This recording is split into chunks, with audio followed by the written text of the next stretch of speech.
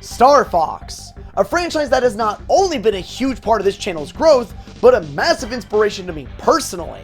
Over the past 30 years, since the original inception of the series back in 1993, we've had quite a few titles of this awesome franchise. From games that are inspired by Zelda, to on-reel shooters, to even cancelled games that came back from the dead, Star Fox is a series that has a wild reputation. However, with all the games Star Fox has under its belt, there is a question that many people do bring up. Which games in the entire lineup are the best, and which ones are the worst? Well, we're going to answer that question today. So sit back, relax, and set those G views to max, because we're about to barrel roll straight into the ultimate Star Fox tier list.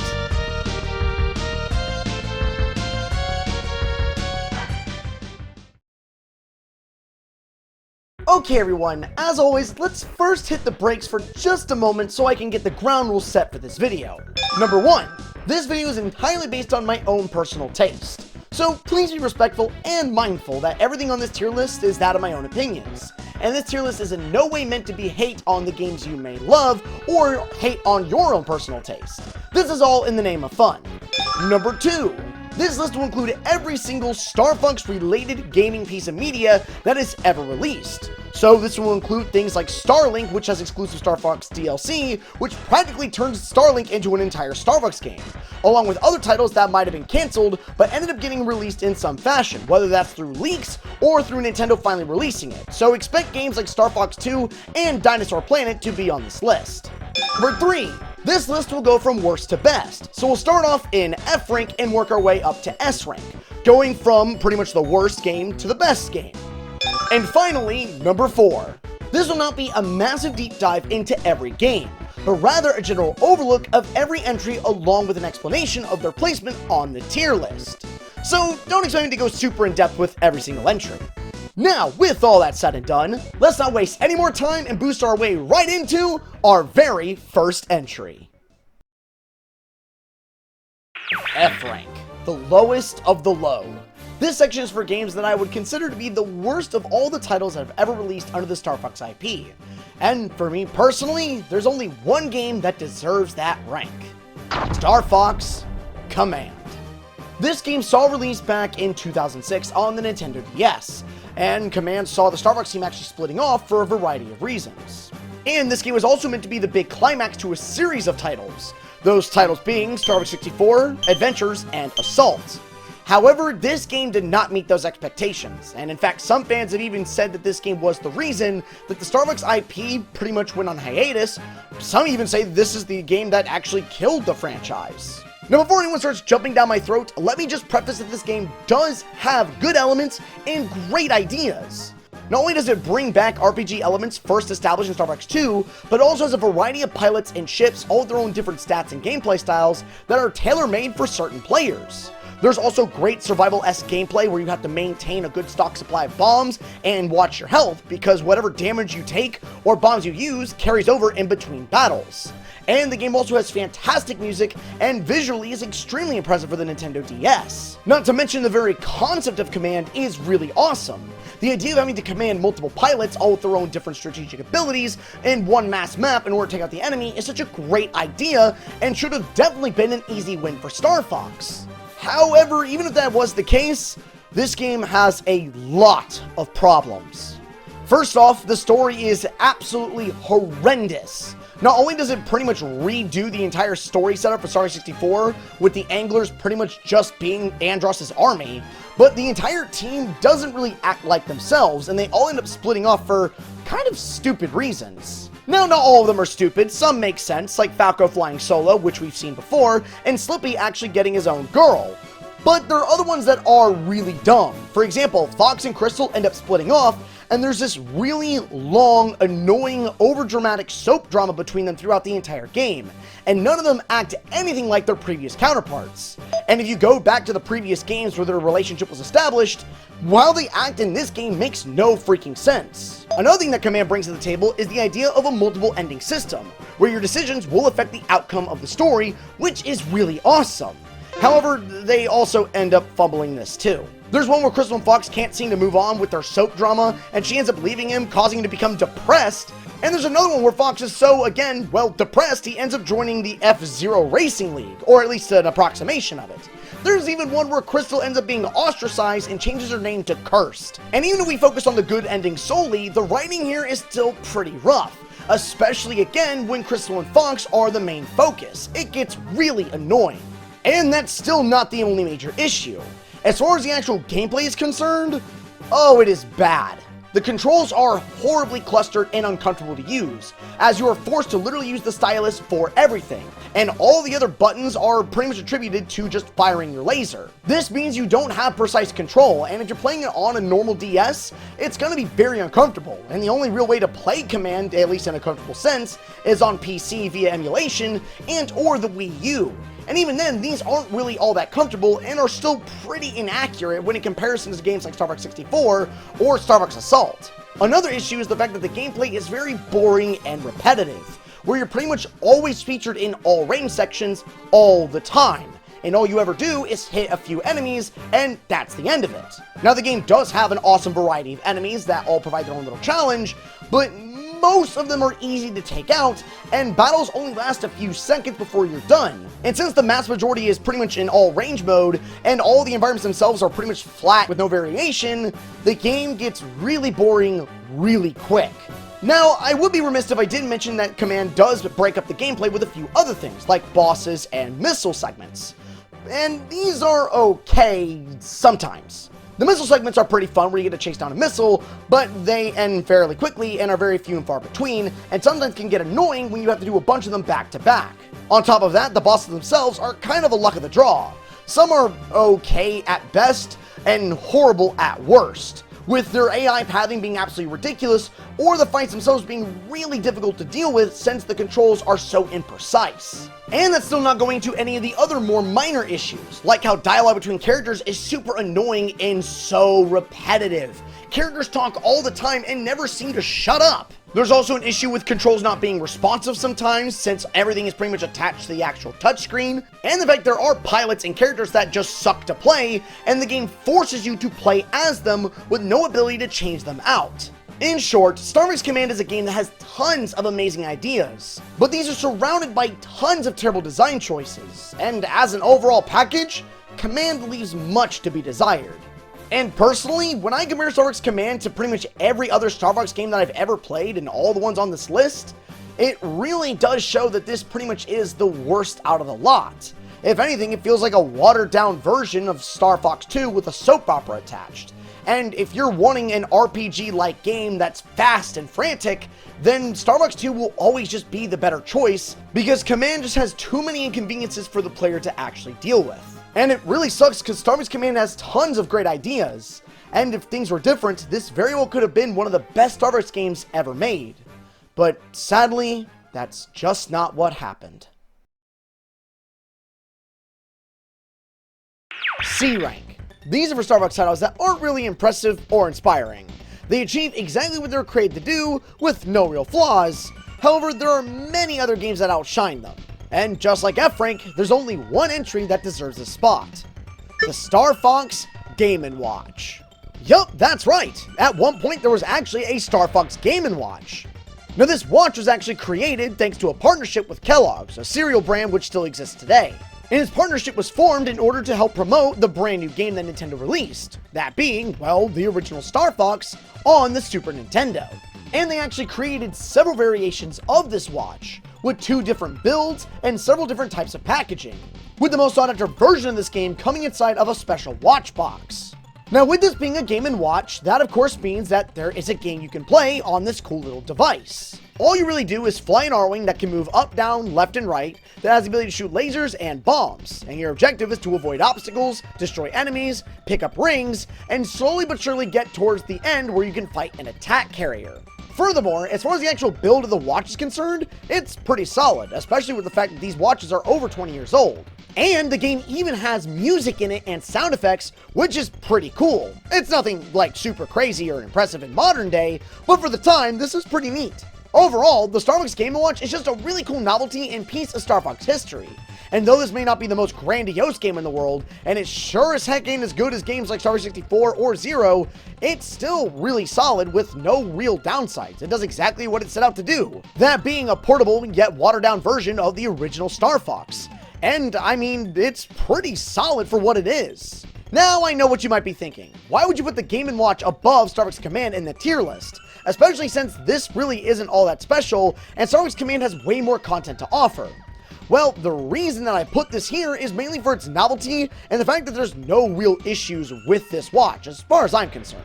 And honestly, when I compare these releases together, at least on a personal level, I can't help but admit that I had a way better and more positive experience with the Game & Watch, both in finding out about its existence, its history, and actually getting it for myself and experiencing it, along with showcasing it to all my friends, versus me dealing with all the frustration and nuisances that came with Star Fox Command and all the just general bad vibes that I had with it, which is why I put the Game & Watch above Command. The watch was nothing but a great experience, where Command was nothing more than a disappointment to me.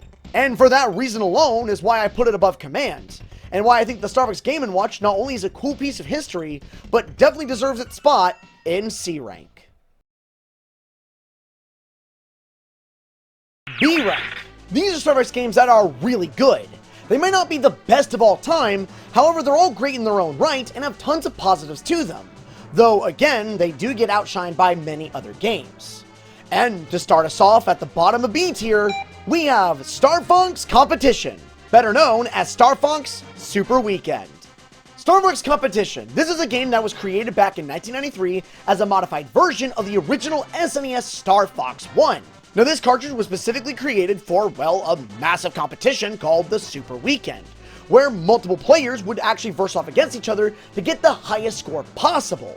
And winners of these competitions could win things like t-shirts, an awesome blazer jacket, or even international trips. Furthermore, this modified version of Star Fox 1 was actually sold through Nintendo Power for a short time, and it's estimated that over 2,000 cartridges were made of this game. But because of how few cartridges were actually created and sold, it has actually ended up making Star Fox Super Weekend the rarest Star Fox game out of the entire lineup. In fact, if you actually go online and hunt down an official cart, you better be ready to lay down some serious dough, because this game normally ranges between $3,000 to $7,000 for just one copy of the game. But thankfully, even though the official cartridges might be extremely expensive and hard to find, there are actually quite a few reproductions flying around the internet. And with a bit of research and or a bit of effort, you can easily get your hands on a cartridge that might not be official, but still play just as good as the original. Now, with that in mind, as far as Star Fox Super Weekend's gameplay is concerned, it's pretty much a competition-style version of Star Fox 1. You'll be able to play through two major levels, being Corneria and the Asteroid Belt, while also being able to fight two bosses, during which you'll have to try and get as good of a score as possible. And this is mainly done by doing things like taking out enemies, keeping a really high health count, make sure to keep as many bombs as possible, and much, much more. On top of this, the game actually does have its own fully original level, that being Stage 3. Once you pass the first two major stages, you'll be thrown into a bonus level that gives you the opportunity to gain as many points as humanly possible, both by destroying special enemies and flying through rings. And though this might sound super easy, there is one more catch. The game is on a time limit, so you have to be as fast as possible and as precise as possible in order to maximize as many hits as you can. And once you do run out of time, you'll be shown your final score and booted back to the main menu where you could retry it all over again. And with all these gameplay changes mixed together, it helps create a pretty awesome, intensive experience that's pretty well rated for highly competitive play. However, even if that is the case, if you're not playing to get a world record or playing an actual competition and you just want to check out the novelty of this title, it's not gonna last very long. The game is, again, very, very short. But even if this is a short experience, it is definitely worth the look and fun regardless, with no real flaws. In fact, I myself on a previous Star Fox month actually went to try and get a top rank and ended up beating second place, which was amazing. Though I would like to clarify that this was not on an official cart, but on an emulator, so I did not submit that score because that would not be fair. But regardless of that, it was still so awesome to test my skills with this old school classic, and I had so much fun doing so. And because of that reason is why it lands itself in B rank. It might not be the best game in the world, but it does exactly what it sets out to do, and it's a fun experience nonetheless. And on top of everything else, it is still one of the coolest pieces of Star Fox history. and for that reason is why it lands itself in B rank. Now, as amazing as Star Fox Super Weekend may be, it is still outshined by many other titles on this tier list. And it's definitely outshined by the very next entry that also happens to be at the top of B rank. That being Star Fox Guard. Star Fox Guard. This is a game that was released on April 21st of 2016 alongside of Star Fox Zero. And in fact, it was actually released as a dual pack, which is really, really cool. And another cool fact about this game is that it was actually based off of an old tank demo that was created years ago. That later down the road ended up being combined with Star Fox elements, which would then, well, lead to the creation of Star Fox Guard. And this game pretty much features you in an awesome and in-depth tower defense style shooter, where you actually have to defend mining facilities that are owned by Grippy Toad, a relative of Slippy. You'll get access to a massive variety of camera turrets, that offer many alternative strategies to use in order to defend your own base. There's also a huge enemy pool, with every enemy having their own unique mechanics and abilities as well. And because of this, it adds an additional layer for strategy, where you'll have to plan out what cameras to use, their placement, and more in order to defend your own base. The game also has a few bosses to fight and a variety of different stages to play, with every major planet you'll go to having its very own unique environment that can actually play a role in each level, mainly in the form of environmental hazards. There's even a level up system and an achievement list, which gives Guard some very much appreciated replay value. So even after the main campaign is completed, there's still a whole lot more to do. And speaking on the campaign, Guard sports a rather endearing story, with Grippy and Slippy taking center stage throughout most of the game. And since Slippy never really gets the limelight in most Star Fox titles, this is a real breath of fresh air. The writing and characterizations here in Guard are all solid, and the narrative is far more lighthearted when in comparison against its contemporaries, which creates a pretty relaxed vibe.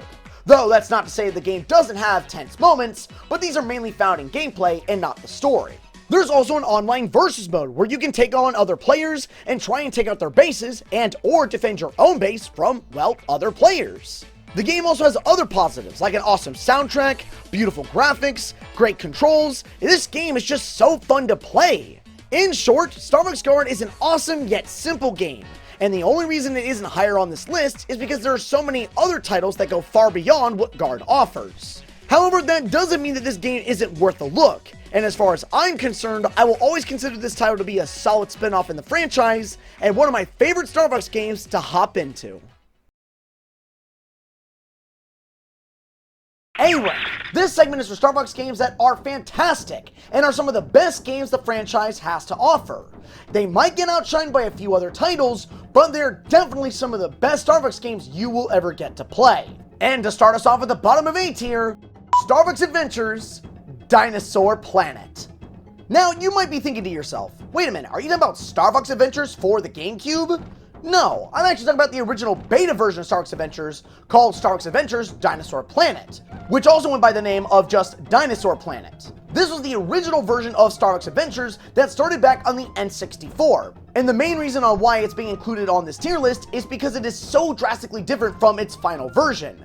And since we now have the full beta released and fans have been slowly but surely fixing it up, this game is practically fully playable and its own entire experience. So with all that in mind, let's finally get into this. Star Fox Adventures Dinosaur Planet, or as I'll be referring to it going forward, Dinosaur Planet, was a game being developed by Rare during the latter half of the N64's lifespan. Now, this game originally was a wholly original adventure featuring characters known as Saber and Crystal, but would later be converted into a full-blown Star Fox game thanks to an entire separate project known as Star Fox Adventure 64 being combined with Dinosaur Planet. And this game was way ahead of its time. Dinosaur Planet pretty much featured Fox McCloud going onto Soria, a planet made of entirely dinosaurs, where you would play as both Fox and Crystal, all while exploring the dinosaur planet and collecting Krazoa spirits along with spellstones.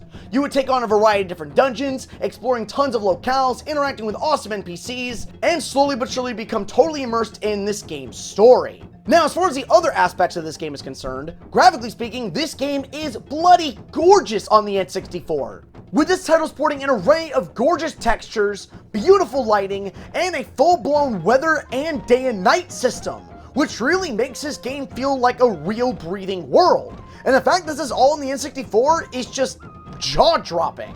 This honestly is probably one of the best looking titles out of the entire N64 library. Furthermore, the soundtrack is an absolute banger, having this awesome prehistoric-like vibe to every track, with subtle differences to describe both the environment and the general feel of the areas. And as far as gameplay is concerned, both Fox and Crystal feel and play amazingly. There's an awesome inventory system where you can utilize different abilities, and you also have an added companion that has their own custom commands, being Tricky and Kite, both of which end up being some of the most useful companions in all of video games. There's also combat that you can engage with, which is pretty fun, if not somewhat simplistic, which is very similar to something you might find in a Zelda game on the N64. Additionally, all the areas and dungeons are very well designed, and at the end of each dungeon, you'll actually have the ability to go up against a boss, which all offer an amazing challenge. Moreover, the story is pretty intensive and gets pretty dark at some points. However, as great as all this is, there is still one major caveat with Dinosaur Planet, or at least the beta that we have access to. You see, the only reason we even got access to this game was thanks to a massive leak that just by chance happened to have the ROM of Dinosaur Planet. However, this ROM was not fully completed, and it had tons of glitches and issues, and in fact, the game was actually unable to be beaten. But thankfully, fans have taken it upon themselves to continue Rare's work and slowly but surely make Dinosaur Planet fully playable, adding tons of fixes, adding playable areas, fixing up bosses and glitches, the works. And currently, the game's latest version does technically allow you to play through the game in full, all the way up to the end credits, and allow you to beat the first phase of the final boss. But with these patches and updates coming out somewhat regularly, it just means that we're getting closer and closer to be able to experience all of Dinosaur Planet as it was originally intended. Now, with all that said, there are still some issues you might run into that's a part of the original game's design that patches can't exactly fix. First off, there are several tedious design elements that are in the original beta of Star Fox Dinosaur Planet that aren't found in the final. A great example of this is when you actually have to free Garundate. In the final game, this is a relatively easy, fun little minigame where you take on Sharp Claws while Tricky feeds Garundate. But in the beta version, this is extremely tedious and can take way longer than it does in the final. Another example of tedious design is that some puzzles just don't really make sense for their solutions, with one instance of this being found in the Volcano Force Point Temple, where you would find these dragon-shaped switches with fire in them, and you would think you would have to turn these off by using ice abilities, but actually you use Fire Blast instead to turn them off, which is fairly odd. Another somewhat annoying and tedious problem you might run into is the actual aiming for your magic abilities. The aiming reticle in this game is very sensitive, and it makes it near impossible to hit a lot of targets from a far distance, and you have to get really up close in order to hit your targets with any real accuracy. And when it comes to using this in boss fights, it can get really annoying.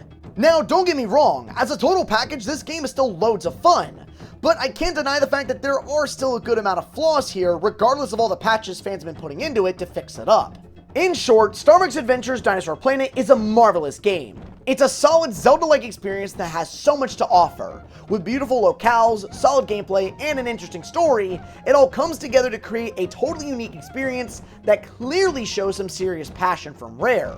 And even though the game in its current state is not yet fully playable as it was originally intended, we are still technically able to play the game in full. And even though there might be a few issues that you might run into, I feel that those issues are vastly outweighed by all the positive aspects that Star Fox Dinosaur Planet has. And though this game might be outshined by other titles in the Star Fox franchise, at least when it comes to certain gameplay and story elements, I still fully believe that this game deserves its place in A tier, as it not only is an interesting chapter in the Star Fox series history, but it's also a solid game in its own right. Alright, to follow up our last entry is the game that started it all, the one that made this franchise possible. And that game is the original Star Fox 1 on the Super Nintendo. Star Fox 1 first released in 1993 on the SNES, and it was Nintendo's first ever major 3D game. And this was achieved by the brand new Super FX chip. Now, this old school classic pretty much defined everything that Star Fox would be. Not only did it introduce the Star Fox team and characters, but it also brought us the R-Wing, Corneria, the map system, the different route system, everything. The entirety of Star Fox was born on this cart. Now, yes, graphically speaking, this title has definitely aged. But personally, I really don't mind the way this game looks. If anything, I rather like the SNES style. The low poly look just gives Star Fox 1 such an iconic identity. And even after all these years, as far as the gameplay is concerned, this title holds up surprisingly well. The entire game features you on rails, exploring different routes, and going through all different types of environments while taking on enemies and bosses. Furthermore, the armor's controls are fairly solid, but more challenging to master than other Star Fox games. And this is mainly due to a few factors. One of which is the fact that barrels are harder to execute, which means you can't avoid damage nearly as often. Along with this, you also lack an aiming reticle and the ability to lock on charge shots. So that means your accuracy is going to really matter in this title. But in truth, I really like this system because it feels more rewarding to actually get high scores, since it is purely based on your own skill level and personal accuracy. Additionally, Star Fox 1 has other positive aspects to it, like awesome level design, great music, and solid boss fights that will truly challenge you. And just from start to finish, Star Fox 1 is a nearly perfect Star Fox game with only a few issues. They practically hit the nail on the head on the very first attempt, and that's hella impressive. Now, I would be remiss if I didn't bring up a few detractors of Star Fox 1, with the most major out of the bunch being, well, the FPS. This game on original hardware lags a lot, and this still persists on official re-releases of the game, both of the SNES Classic and on the Nintendo Switch. However, I never found this to be an issue. I've grown up with games on all types of consoles, and the truth of the matter is that you have to take into account the age of this game. A title like this releasing in 1993 is stupid impressive, especially when released on a console that was not geared for 3D graphics. And beyond that, a lot of the game's structure was created with this lag in mind, and if you were to play the game at full speed, then you just might end up having a tougher time during your playthrough versus if you were to run the game at its original FPS. However, for those that do want to enjoy this game at higher speeds, you do have several options. There have been many amazing projects like Star Fox EX and Ultra Star Fox that have gotten the original game to run at an amazing high FPS rate. And furthermore, if you adjust a few settings in an SNES emulator known as S9X, you'll be able to unlock the full potential of the original Star Fox 1. And when playing this game without the issue of lag, it is beyond impressive and holds up extremely well. Now, with that said, there are some issues that I can't really ignore. One of the biggest flaws of Star Fox 1 is the hitboxes. Sometimes you'll run into stuff that you could have sworn you've avoided, or you'll end up missing some power-ups that you could have sworn you flew right through, with examples of this being found all throughout the game. However, it should be noted that this was an issue that was fairly common with early 3D titles on home consoles, so this problem is not unique to the original Star Fox 1. Furthermore, there is also a bit of an issue with difficulty spikes. When on Route 1, the game is fairly easy and well balanced. However, when taking Route 2 or Route 3, it can get extremely hard extremely quickly, and you'll end up losing lots of runs due to this. And there's also a few bosses that have some really whacked out weak points, with the greatest offender being the Great Commander, which in my personal opinion is probably the worst boss fight in the entire game, hell, out of the entire franchise, as its hit points are nearly impossible to destroy without the use of bombs. But even with these issues in mind, as an overall experience, the game is still loads of fun. And if these are really problems that you personally can't get around or deal with, well, there are plenty of alternative options to experience Star Fox 1 with tons of quality life improvements, via projects like Star Fox EX or Ultra Star Fox. From start to finish, Star Fox 1 has aged gracefully over the years, and even to this day is still one of my all-time favorite picks for Star Fox games, and a title I'll hop back into at least once a year. And that's still not even going into the fact that this game spawned so much alternative media for Star Fox, like mangas and comics, and the Super Weekend competition that we referenced previously. This game has provided so many things to the entire franchise, and that can't be overstated. And for that reason and many others is why this game earns its spot in A tier, and why I always consider this game to be a perfect start to an amazing franchise. Okay, to follow up our last entry in the second spot of A tier, Star Fox 64. Okay, I know a lot of you are going to be pissed at me for having it this low on the list. Please hear me out before you type in the comments like a bunch of mad banshees. Star Fox 64 is a game that was created for the Nintendo 64 that released back in 1997. It was meant to be the first reboot of the series since Star Fox 1 and the sadly cancelled and later re-released Star Fox 2.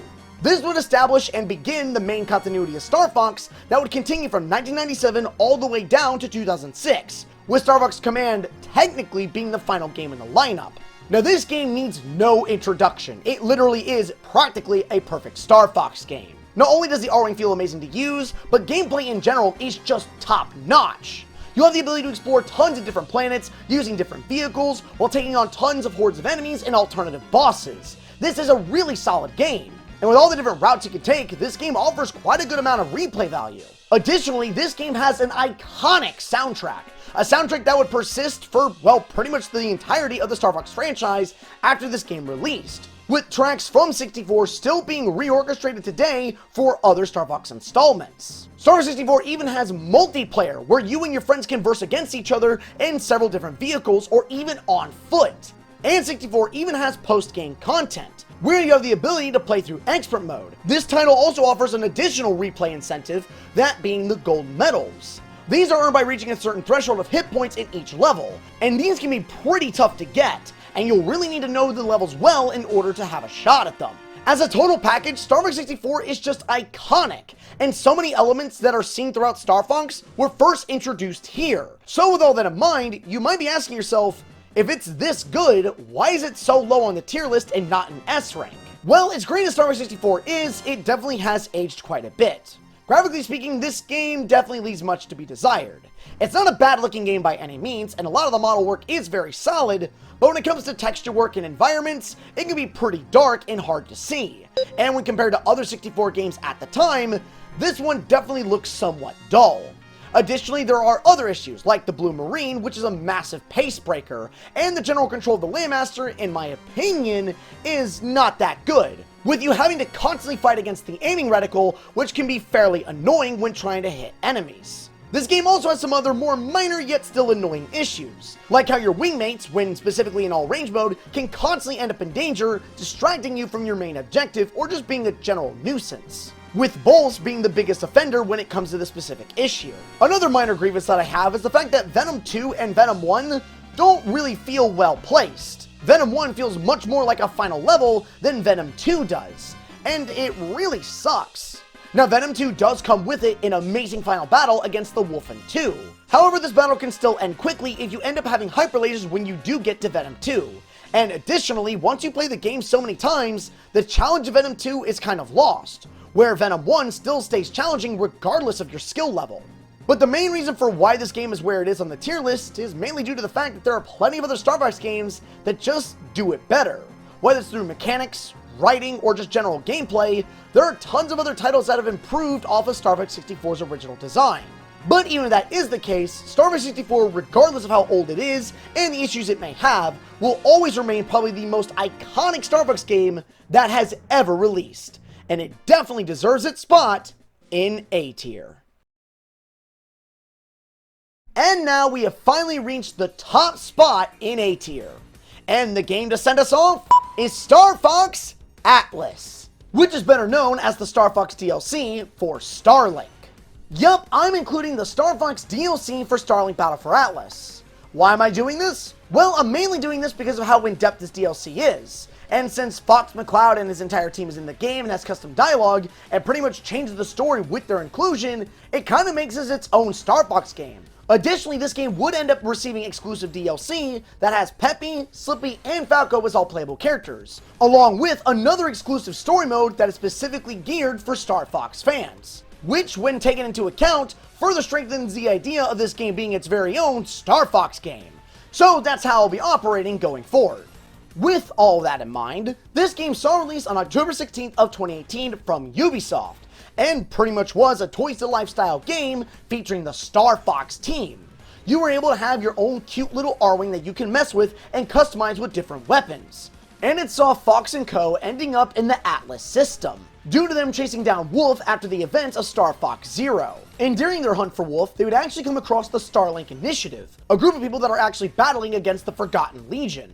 This then leads the Fox team to join them in their battle against the Forgotten Legion, all while they still hunt down Wolf. And this then begins the story of Starlink.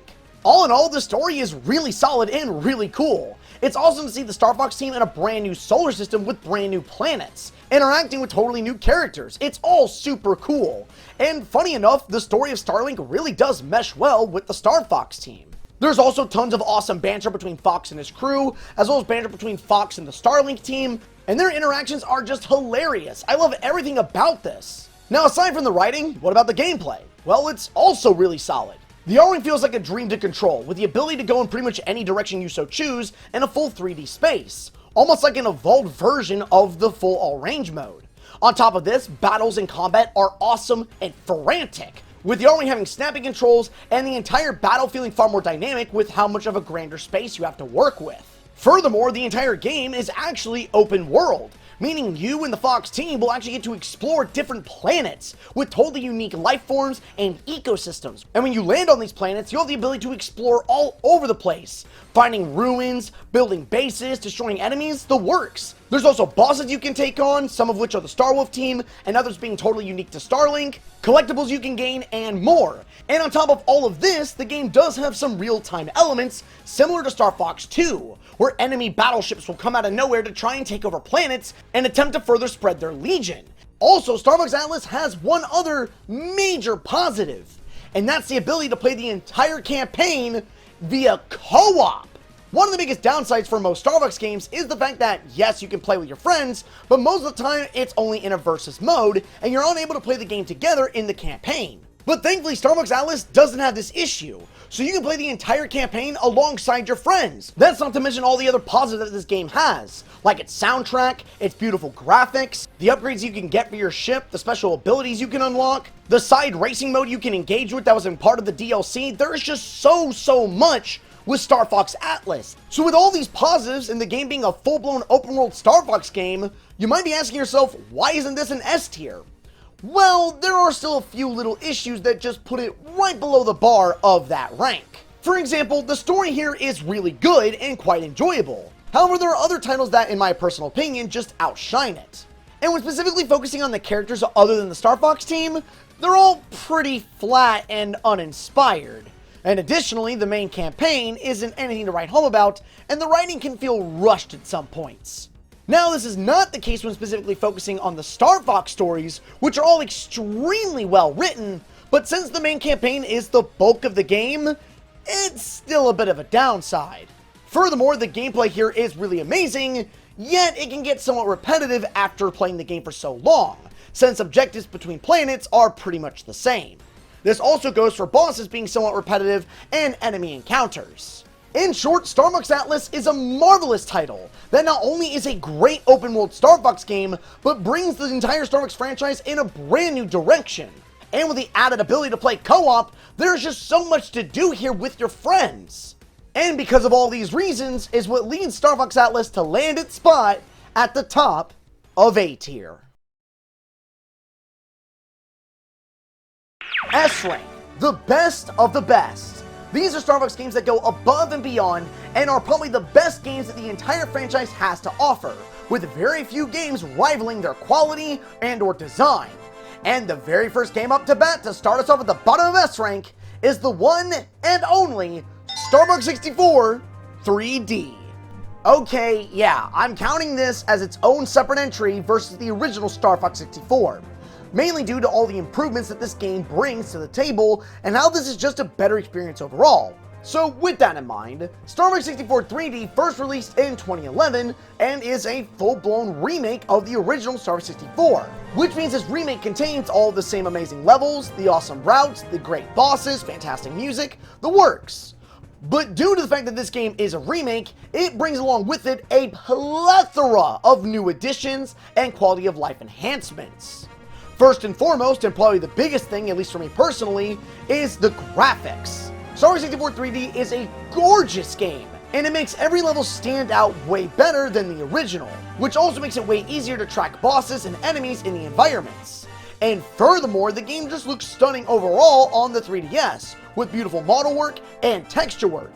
Additionally, the sound quality has been greatly improved over the original, with the soundtrack having new renditions and there being brand new voice actors for the characters. Another benefit is the ability to save in between levels and the fact that you can continue your run if you end up exhausting all your lives. There's also the brand new 3DS difficulty mode, which is great for first-time players to the franchise. There's also the added control option of the gyro mode and the added ability of playing levels individually via a score attack mode, So instead of having to play through the entire game, you can pick and choose levels that you want to experience or practice. Furthermore, another major positive of this remake is that it does bring back the original multiplayer, but expands it tenfold. Now dogfights are far more frantic with far more dynamic stages, and you're able to play online, which is amazing. And in all honesty, Star Fox 64 3D's multiplayer blows the original's multiplayer out of the water. In short, everything about this game is just perfect. The graphics, the music, the gameplay, it is all such an improvement over the original, and this truly is the definitive way to experience Star Fox 64, with the only real downside being that this game is currently trapped on the Nintendo 3DS. However, there is still a way to play this game on the big screen thanks to Citra and other 3DS emulators. However, sadly, you will have to deal with some anti-piracy issues, since the game will automatically flip the screen upside down at certain segments, which can be rather annoying.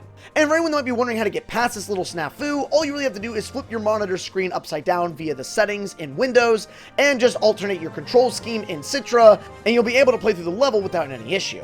In summary, Star Fox 64 is nearly a perfect game, but Star Fox 64 3D is the same game, but with no real flaws. And it's just overall a way better version of the original. And for that reason is why Star Fox 64 3D easily earns its spot in S tier. Okay, to follow up our last entry on Star Fox 64 3D, we have a cancelled title that was thankfully revived later in 2017, known as Star Fox 2. This title was being created by Agronauts Software as a sequel to the original Star Fox 1 on the Super Nintendo, but sadly, right at the end of its development, it ended up getting cancelled at around 1997 in favor of Star Fox 64. But even if this game did get cancelled, it still ended up influencing the franchise decades later. Not only was Star Fox 2 the birthplace of the Star Wolf team, but it also introduced other elements like the Walker, all range mode, and even the charge shot. All these things that would become mainstays in the massive franchise of Star Fox. Now, even though this game did end up getting cancelled all the way back in the 90s, it did thankfully get revived in 2017, as it would actually see a full release on the SNES Mini. And since then, we've been able to play the game in full for quite a few years now. In fact, the game ended up getting re-released again via NSO on the Nintendo Switch. Now, with all that in mind, Star Fox 2 pretty much features you going up against a brand new fleet of ships being sent by Andross, who has came back for revenge after the events of Star Fox 1. And in order to achieve this, he sends out these massive battleships with enemy squadrons to take over different planets, all while launching massive attacks against Corneria in order to destroy the planet. But thankfully, the Star Fox team is more than prepared for this assault, as not only the team has brand new R-Wing types, but they also have 2 additional members, being Miyu and Faye. And it's now your job to pick any 2 combinations of these pilots in the Star Fox team to go up against the randomized attacks from Andross. And thus begins Star Fox 2. This game is a highly strategic, high-paced, and high-action-like game, where enemy placement is fully randomized, and what planets they take over is also randomized. So that means no 2 playthroughs will ever be the same. It'll be your job to not only liberate planets that Andross has taken over, but also take down dreadnoughts, massive enemy missiles, and squadrons that are going after Corneria or other planets. Now, combat sections are fairly quick and are mostly in all range, so you'll have to be on your toes as enemies will try to escape from you so they can get towards Corneria. And there's actually a pretty nice variety of different enemies that you can go up against. And depending on the difficulty you choose, will determine how hard these combat sections will be. As far as dreadnoughts are concerned, they're pretty awesome too. The first objective will be to get past their major defenses and get inside the ship, where then you can actually transform into the Walker and go on foot and get closer to the core of the vessel where you can destroy it, putting that thing down for good. And you have to be quick because this thing will get closer and closer to Corneria and eventually launch an interplanetary laser that will decimate the planet. Also, missiles will be launched from planets that have been taken over by enemy forces, where you actually have to go after these missiles before they can do damage to Corneria as well. And then that just leaves the final major segment being enemy planets. Once you actually reach a planet, you'll have to solve either a puzzle or do a bit of a combat segment in order to actually get access to the enemy base. Once that is done, you'll travel into the base, which is normally a massive enemy gauntlet and or an area that has some puzzles in it to solve in order to progress further in, where you'll eventually again get to the core of the base, destroy it, and then liberate the planet. However, there's something else to keep in mind during all of this. While you're in these combat sections taking out enemies, The game is still happening in real time. If you take too long on a planet, well, missiles are going to start hitting Corneria. And thanks to these elements, it helps give Star Fox 2 a very frantic and high-paced, high-stakes type of gameplay, where you really need to be careful about how long you take in certain missions and be strategic for what targets you go after. But that's not all. There are other major gameplay elements that you'll end up going up against, like dogfights. This game, like I mentioned at the start, was the introduction of Star Wolf. And after so long in the game, you'll have to go up against Star Wolf's members, each of which offer a pretty fair challenge. There's also bosses that'll be launched from Andross's main home base, and depending on the difficulty you're choosing, there might just be one boss or multiple. Now, with all that in mind, what about the actual gameplay itself? How does the game feel to play? Well, the R-Wings feel great to use. In fact, I think they feel even better than the SNES original. Not only are you given the option to play with different pilots, being Fox, Falco, Slippy, Peppy, Miyu, and Faye, but each of them have their own unique R-Wing types that are pretty dependent on the type of gameplay style you want to engage with. Would you prefer a more well-rounded experience? Then choosing the new upgraded R-Wing from Fox and Falco is the best option. Do you prefer higher defense? Well, then going for Slippy or Peppy's more defensive R-Wing is a good choice. But if you prefer really striking in Fast and Furious like, but being a bit of a glass cannon, then Miyu and Faye is also a really solid option. But the best part is you can actually mix and match these characters, with my personal favorite combination being Fox and Miyu, having a good well-rounded R-Wing, but having a faster option if need be, depending on certain situations. These R-Wings all have access to the brand new Charge Shot ability. However, sadly, these charge shots won't actually lock onto anything, but they do solid damage if you hit your target. They all also have their own unique special weapons, one of which that self-heals, another that adds a shield, and another being smart bombs, which can be a pretty major asset in combat. Also, Star Fox 2 offers other reasons to replay it. Not only is the game fully randomized once you restart a new file, with enemy locations, spawns, and planets being random every time, but you also have the ability to go after General Pepper tokens. These are collectibles spread across the Lilat system, and once you collect all of them, you'll get access to the Secret Base, a location that offers you major upgrades right at the start of each run. But it also offers you the brand new Charge Lock-On ability, which can make quick work of enemy combatants. And Star Fox 2 has other major positives, like a solid soundtrack with great music and great graphics, with the game featuring better model work over top the SNES original. And though by 3D standards it is still somewhat archaic, I think the SNES simple polygon style fits fairly well as a solid aesthetic. And we're still barely even scratching the surface. We haven't even talked about the insane development history and all the other different builds. In fact, there's even a fan ROM hack called Star Fox 2 Restoration that returns the original multiplayer that was planned into the final version of the game. From start to finish, this game just has so many positives. Between its awesome and frantic gameplay, its solid design, the great combat sections, and the introduction to so many major elements of the Star Fox series that would become mainstays after this, Star Fox 2 is a big deal and a gem of a title. And it's thanks to all of these reasons that I consider Star Fox 2 to not only be one of the greatest Star Fox games ever made, but a game that definitely deserves its spot in S tier. Alright everyone, we have finally reached our top 3 entries in the Star Fox tier list. And to start us off with the final 3 in the third spot of S tier is the one and only Star Fox Zero.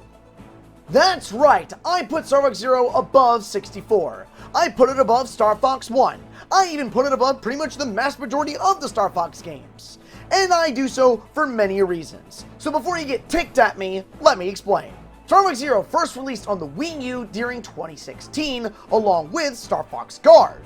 This is made to be a brand new reboot to the series, after the series had continued from 64 in 1997, all the way to 2006 with Star Fox Command, and the series went on hiatus. This game marked the series' return, and would later lead down to Star Fox Atlas. But sadly, this game has gained a pretty bad reputation, and one that I don't think is very well founded. This reputation was mainly gained for one simple reason: the gyro controls. Star Fox Zero marked a brand new control scheme used in Star Fox, where Miyamoto wanted to utilize the Wii U gamepad in a far more in-depth way. This then led to gyro controls for Star Fox Zero, where your aiming reticle would be directly tied with the motion of the gamepad. And additionally, the entire R-Wing would be controlled mainly through the 2 major thumbsticks. Now, the main reason why this was such a big issue for most players is simple. Throughout the Star Fox franchise, the controls were fairly simplistic. You moved around with the left control stick, barrel roll with the triggers, and could do easy tricks like somersaults or U-turns or fire lasers or bombs with a simple press of a button. Because of this, it led to the controls throughout the Star Fox franchise being fairly simplistic, meaning that pretty much any player, casual or otherwise, could jump right into it. There was no real skill involved trying to master the R-Wing, and the only thing you really had to practice or get good at was memorization of levels and reaction times. However, here's the thing. The R-Wings have already been established to be highly complex, experimental, and delicate machines that only the best of the best can operate. In lore, we already know that only about a few people can actually operate these vehicles. But when it comes to gameplay specifically, you never really feel this. The R-Wings are always super easy to control, and anyone can get a handle on them fairly quickly. But Star Fox Zero is different. At the very start of the game, the very gamepad is made to look and feel just like the control sticks that Fox McCloud uses. This then leads to a very interesting gameplay choice, where unlike every other Star Fox game was extremely simple with its controls, Zero is made to be complex. It's made to let you master the R-Wing. Star Fox Zero, unironically, is the most realistic take on R-Wing controls. But this then led most people to disdain these controls, mainly due to their complexity and how foreign they were in comparison to what normal Star Fox games played like. However, Star Fox Zero is so ingrained with this control scheme that you get the most out of it by giving it that chance, by getting good. And oh boy, does it show how good this game can be when you give it a chance. Not only are boss fights and dogfights and general space combat far more dynamic, but the better you are with the controls, the more awesome these fights can be. Wolfins and enemy fighters can turn sharper and harder to lose, and bosses are way harder to keep track of because they can go all over the place, which means you really need to have a good idea of the general position of your ship and keep track of the enemy. This then also leads the game to have way more cinematic and bombastic moments. A great example of this is actually in Sector Beta, where Fox is running out of the ship as it explodes. A shot that could surely be done in a normal Star Fox game, but done via a cutscene. But in this game, it's done in-engine thanks to the way the game plays and feels, and it's so good! Thanks to these controls, it leads to some of the best well-designed levels and boss fights throughout the entire franchise. Not only are levels far more dynamic and more challenging, since you have way more area to aim and fire, but enemies will come at you from all sides. So you really need to utilize the R-Wing's controls and do gyro aiming to their maximum in order to perform well. And it really is fairly enjoyable. Additionally, other vehicles that are introduced in this game, like the Gyro Wing and the Landmaster, benefit greatly from gyro aiming. In fact, the Landmaster has never felt better, and in my personal opinion, this is the best version of the Landmaster we've ever gotten. No longer am I having to fight with the stupid aiming reticle in 64, or forced to have to aim in a direction that I'm moving in. Now I'm given the freedom to aim and fire independently of each other. This only Star Fox Zero being one of the most intense experiences throughout the entire franchise, if given a chance, and you're rewarded so much by truly mastering these controls. And that's not the only positive aspect of Zero. Zero pretty much combines elements from SF1, SF2, and 64 all into one package, bringing the best elements from all of them together. Not only is Star Wolf here in all-range combat, but you also have the Walker being fully utilized in a great way, which is honestly a great addition. You also have new transformations for the Landmaster being the Gravmaster, another beautiful addition to the game. There's also the map structure being similar to 64. However, by late game, you'll have access to go anywhere on the map that you so choose. And in fact, the game actually does encourage you backtracking to previous levels to hunt down secret levels and secret bosses. And these have some pretty cool fan service. There's an entire level where you play as freaking Peppy, and he says barrel roll every time you barrel roll. That is such good detail. Also, graphically speaking, this game is, well, it's gorgeous. There's no better way to put it. This is literally the best looking Star Fox game we have ever had, period. With the only other title being comparable to Zero probably being Atlas. On the terms of the soundtrack, it's also an absolute banger, with beautiful renditions of previous tracks featured all throughout the Star Fox franchise, but now far more bombastic and high energy than ever before. You also can play co-op in this game, with the ability to play alongside your friends as one controls the actual main guns, like a turret, and the other controls the R-Wing, which creates this awesome incentive where you actually get to work together as a team. Now, yeah, it would be cool if one person can play their own R-Wing and another person play a separate R-Wing, but honestly, this adds an extra level of camaraderie that I really enjoy, Being able to work together with your friends to give them proper placement to fire their own weapons is really awesome. And the person controlling the R-Wing isn't fully defenseless either. They have their own weapons they can use. So it just adds an extra incentive to allow you and your friends to play the campaign together. And again, I'm still not even done. You have the added fan service of the Black R-Wing and or the SNES R-Wing being playable once you either use amiibos or collect all 70 of the gold medals, which is another thing you can do by going back through levels, by getting good hit points or finding secrets. And these medals again lead to unlocking these new additional R-Wings, with the Black R-Wing pretty much acting like a glass cannon, with high attack power but really low defense, which creates a great high risk reward system. At the same time, you can play as the SNES R-Wing, which is just a full-blown nostalgia trip. Not only does it change the music on Corneria, but certain sound effects are adjusted as well in kind. And the R-Wing just looks so good. And it's not just you, your entire team gets the brand new SNES R-Wings. And they're beautiful. This is fan service done right. There's also challenges you can unlock, where you can play with other vehicles in these cool courses and get medals and try and perform as good as you can. You even have arcade mode, which lets you play Zero like 64, where you pick your own route and go through the Lilat system to reach Andross. And that's not even to mention the awesome character interactions, the overall story being really solid and a cool combination, the final boss being a really awesome challenge, the fact that you and James end up kind of working together somewhat, where you land this awesome final blast on Andross as James distracts him. It's all so epic! The truth is, at the end of the day, Star Fox Zero is beyond amazing. The ideas here are fantastic and well implemented. And thanks to this far more dynamic control scheme that lets you master the R-Wing, the game feels far more intensive and far more rewarding than any of the other previous titles. Now, I will admit this, Zero is definitely lacking in the accessibility department. This game pretty much skill gates new players or even casual players from enjoying it, because this is definitely the type of game where you either get good or you don't play. It's as simple as that. Now, that doesn't mean that the gyro controls are a mistake or badly designed. I don't agree with that in the slightest. They are very intuitive and innovative, and are a great addition to the Star Fox franchise. The real problem lies in the fact that most players don't want to commit to learning a game to this level. But I think it's ridiculous to hold that against Zero. It's not a fault, it's a gameplay choice.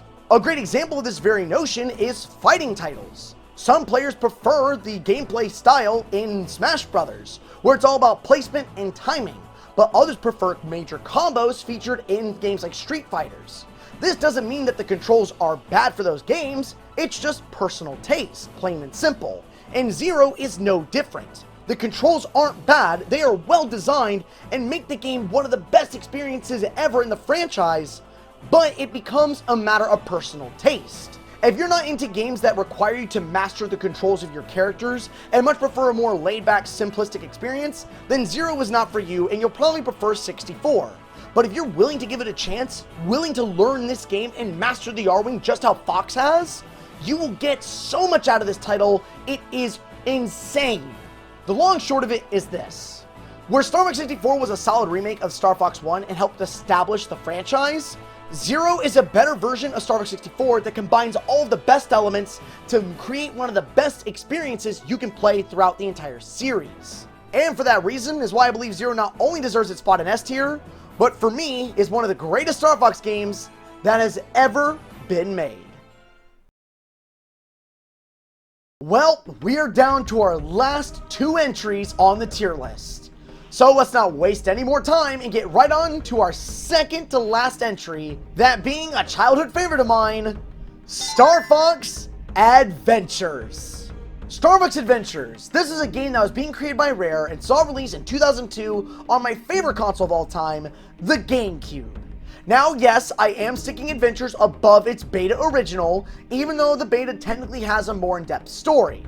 I'm mainly doing this because of, well, mainly bias and nostalgia, but honestly, I kind of prefer Adventure's more lighthearted story than Dinosaur Planet's far more darker toned one. Now, with that in mind, Star Wars Adventures is, well, the final version and the official release of what Dinosaur Planet would later become.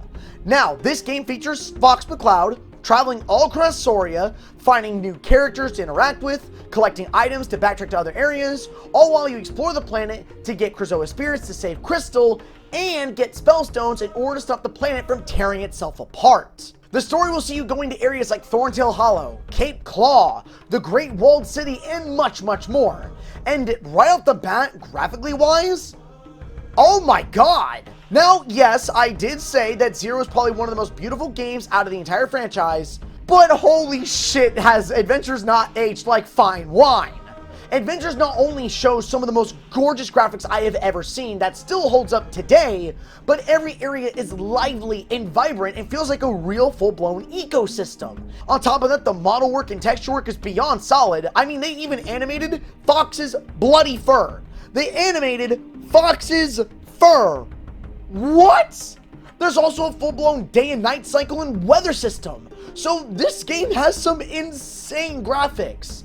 And as far as the soundtrack is concerned, oh, it's just complete fire all the way across the board. Every track helps establish the tone and vibe for each area. Snowhorn Waste has a perfect ice theme, all while Moon Mountain Pass has that great, mysterious yet alien-like vibe to it. The tracks here just fit so perfectly with the environment, and if anything, it helps enhance the graphics that much more because of how immersed you become into the world. Then there's also the story. Now, like I already said, Adventure's story is far more lighthearted than its beta original, but I prefer it this way. You get to meet Tricky, the Queen Earthwalker, the Warpstone, an entire cast of amazingly colorful and memorable characters, with Tricky specifically being my all-time favorite companion in all of gaming.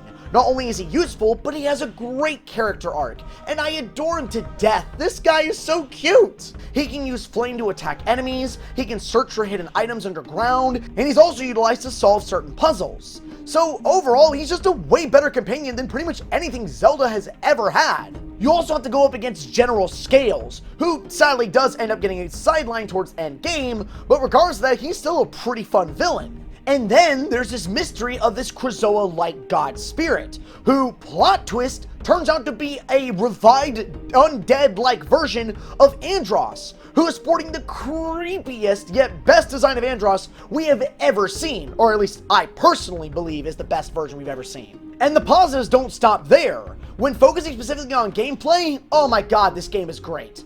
It pretty much is a Zelda-like clone. You'll explore a massive planet, going to dungeons, finding bosses, fighting enemies, solving puzzles. Pretty much straightforward stuff. But unlike Zelda, there's also some major improvements here. Not only is the character interactions with Fox McCloud very well written, but the environments themselves feel so lively and unique to one another, with plenty of areas to explore and secrets to find. You can hunt down cheat tokens which are hidden all throughout the world, which will unlock extra goodies towards endgame. Additionally, you can also hunt down other things like fuel cells or magic upgrades, some of which are important for planetary traversal to get to other areas, while others are just side upgrades if you want a bigger magic meter. There's also the brand new inventory system, which is far more streamlined and innovative than any other Zelda game. Where most Zelda titles require you to pause, select an item, and then move on, Star Fox Adventures allows you to look at your inventory and select items on the fly, while also having a quick access to other items via the Y button being almost like a hot swap key. And speaking of the abilities you unlock, they're also a fair good variety and all fun to use. But something that I really enjoy is that a lot of the abilities that you end up getting, or items at least that you end up collecting, are specifically unique to Dinosaur Planet's environment. This adds that extra layer of detail and immersion by making you feel like you're actually surviving thanks to the planet's resources. There's also the added ability of R-Wing segments. As you travel to each of the 4 major dungeons, you'll be in the R-Wing traveling through space, where you have to take on enemies, avoid obstacles, collect gold rings to get down the force field, and it really is well implemented here. Using the R-Wing for planetary traversal like this is really smart. It's almost like a more in-depth version of what they used in Metroid Prime 3, which I am a big fan of. And as far as focusing on the dungeons themselves, they're all really fun. They have awesome in-depth puzzles and are fairly well structured, and the bosses you end up fighting at the end of each dungeon are a fun challenge. And Adventures also goes one step further than this. In order to get Krazoa spirits, you'll effectively go through their own little mini dungeon, where you'll have to solve a small amount of puzzles to get to the Krazoa itself. But these Krazoas will test your own personal abilities. There's one Krazoa that's the test of fear, where you have to really focus and not pay attention to the other stimuli, otherwise you're going to screw up. There's another one that's based on the test of memory, how well you remember the game and the locales. There's even one about the test of strength, which also is something that you encounter in the Lightfoot Village, where the game tests how good you are spamming the A button, how good your endurance is. These are all challenges that actually test the player's own personal abilities, which I am very much a huge fan of. It adds an extra layer of gameplay where you feel that much more connected to the game. And again, there is still so much more to talk about that we just sadly don't have time for. So many great elements that this game has. In short, I love everything about Adventures. I love its gameplay, its bosses, its exploration, its character interactions, the environments, the locales, the dungeons, the puzzles, all of it. I love all of it. And every time I load up the game, I feel like a kid again, with that same childhood-like wonder coming back with a vengeance. This game was my safe space after all. This was my comfort game. If I ever feel down in the dumps, I load up Adventures because it makes me feel so happy. And the fact that I still feel this way after all these years is something I will always treasure beyond belief. This game will always just have a special place in my heart. It's the first game that I was ever able to 100% complete as a kid, and it was actually the very game that helped inspire me to make this channel. So, suffice it to say, I actually owe a lot to Adventures. And it's a game that I'll keep coming back to, no matter how old I get. And because of that is why I will always consider Star Fox Adventures to be one of the top Star Fox games that's ever been made. Throughout this video, we've talked a lot about Star Fox games. Every Star Fox game at one point or another has left an impression on me of some sort. Some for better, and some for worse. But out of all the games that have ever released for this franchise, only one has left the greatest impression of all. The game that I would consider to be the greatest Star Fox game to ever release out of the entire series. And at the top of S tier is a title known as Star Fox Assault. It's cinematic, it's dark, it's grand, it's epic. Everything I've ever wanted in a Star Fox game, Assault has, and then some. From having some of the best characterizations that the Star Fox team has ever seen, to having some of the most in-depth and well-constructed levels to ever be made in Star Fox, to some of the most beautiful graphics and soundtracks I've ever heard, everything about Star Fox Assault, at least to me, is practically perfect. Not only does this game see the birth of a brand new adversary known as the Aproids, who are probably my favorite villain of all time, but it shows the Fox team in a more matured state. It really feels like at this point the team has matured. Fox seems like a competent leader.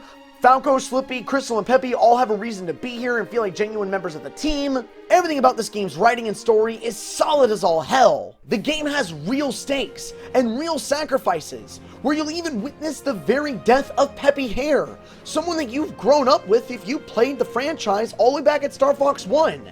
And this really hits right in the gut, and it truly makes the Aproids feel like a straight up menace. Additionally, graphically speaking, this game is just amazing. It might not be as good as something like Zero or Adventures, but it looks beautiful in its own right, with amazing model work and texture work, and featuring some of the most beautiful looking designs of the R-Wings, Landmasters, and Great Fox I've ever seen, making them all feel elegant, yet sharp and dangerous. And I'm still not done.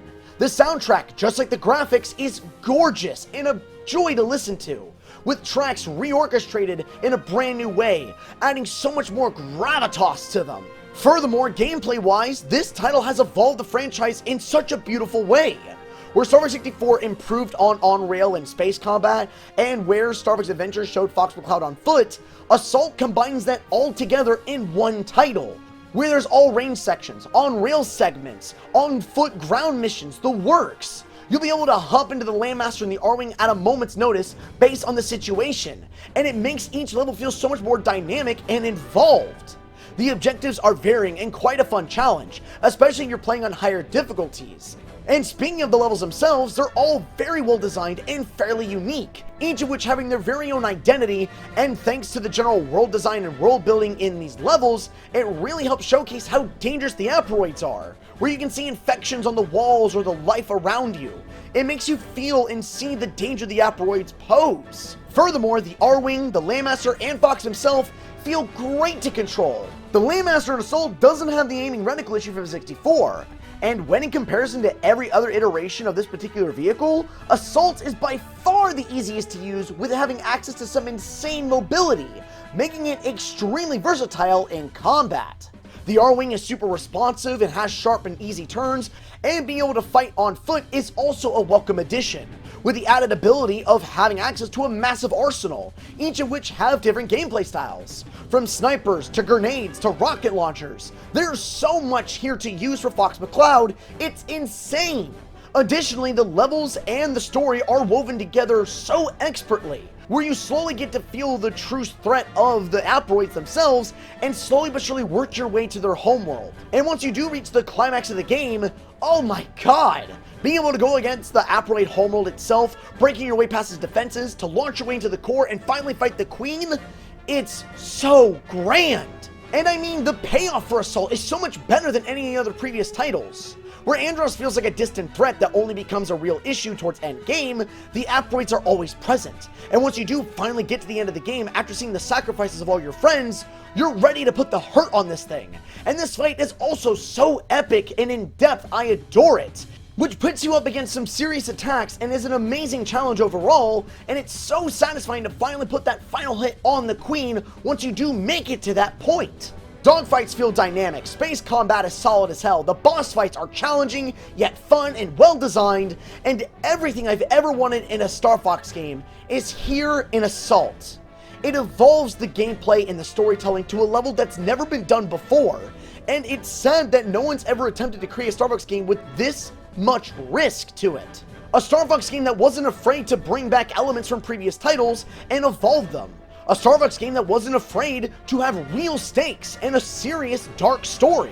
There's also the added addition of multiplayer, with this game featuring the most in-depth and well-designed multiplayer out of the whole franchise, hell, out of most Nintendo games, with multiple maps you can unlock, characters you can use, weapons you have access to, and several different modes, all which are a blast to play against friends. Furthermore, unlike Command, Assault actually respects its own franchise's history. There's an entire level dedicated to being pretty much fan service for adventure players, where you actually get to travel to Soria and save the dinosaurs from an Aproid invasion, where you actually get to see an adult Tricky and Fox and Crystal all interact together. It's such a beautiful scene. And speaking of Fox and Crystal, again, unlike Command, their relationship here has actually grown from adventures. Instead of some stupid soap opera bullshit, they actually act like competent adults in this game, and act like they actually truly care for each other. And though shipping is not the most important thing in a Star Fox game, it's still nice to see regardless. This game felt like such an evolution of Star Fox, it's unreal. And the fact that the franchise hasn't gone back to this yet, hasn't continued what Assault has created, just blows my mind. And there are quite a few incentives for replayability, like a score system, a survival mode, and even secret S flags you can find littered throughout stages. And the crazy part about all of this is that Assault, out of every game in the franchise, has left such a big impression on me that I've probably replayed this game more than any other game in the series, by a long shot. In fact, I speedrun this game regularly and currently hold 14th place in the world on Star Fox Assault speedruns, because it's that fun. And crazy enough, there's actually a pretty cool skill ceiling here where you can learn some really cool tech unique to Assault. In summary, Star Fox Assault has so much to offer. It improves on the franchise in so many ways and adds so many cool elements. I mean, I haven't even gotten the chance to talk about things like the turret section, where you actually can ride on the wing of an R-Wing or the Wolfen and take out enemies, which is really, really cool to do. And with Assault not being afraid to take risks in both its gameplay and story, it helps craft one of the greatest experiences in the entire franchise, and showcase that Star Fox could be way more than what it is now. It's a place where more in-depth stories can be told, where a more grand adventure can take place, if Nintendo was willing to do so. Star Fox could very well be an IP that could rival games like Metroid, Mario, and Zelda if given the chance, and Assault proves that in spades. It's a game that I fell in love with when it first came out, a game that I ended up coming back to over the years, and a game that I will return to once this video is over and as the years continue on. And it's for all these reasons why I will always consider Star Fox Assault to not only be the pinnacle of the franchise, but a game that deserves its spot at the top of S tier. and one of the greatest Star Fox games created of all time.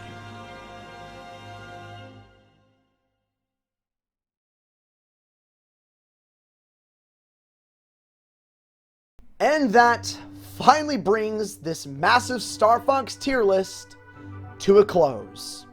It was so cool to take a bite-sized look out of all these amazing Star Fox games, and seeing how much they've affected me as a person and the experiences they provided. And though I definitely think some Star Fox games are better than others, I'm appreciative of all of them that came out. All of them provided an experience that I will never forget, no matter how old I am. Now, it's important to keep in mind that these are all just my opinions, and I'm sure that some of you might have radically different takes on this very tier list. Some of you might think that 64 is the best, or that 0 is the best. But that's the beauty of it. It's cool that all these games have affected us in so many different ways, and how they've reached us on such a deep level. So, with that in mind, I'm curious what you all have to say. Do you agree with my list, or do you disagree? Do you think that I should have put a different game at the top of S tier? Or is there a game that you would have put at the bottom of the list? I'd love to hear what you all have to say down below. And with all that said, this is finally Jersic signing out. I'll see you on the next one. Oh, and don't forget to rock and roll!